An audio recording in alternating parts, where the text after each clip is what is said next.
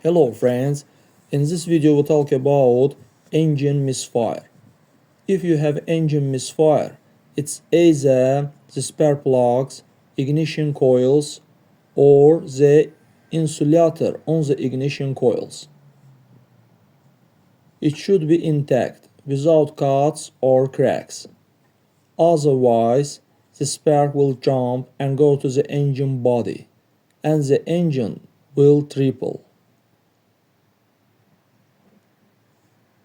If there are defects, you need to urgently change the insulator.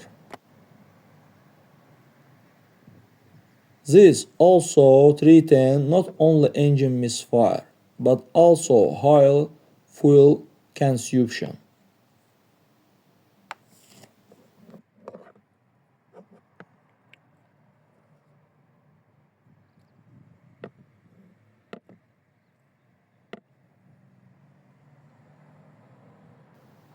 That's all guys, subscribe to our channel, put like, and don't forget to put a bell so as not miss new video on the channel.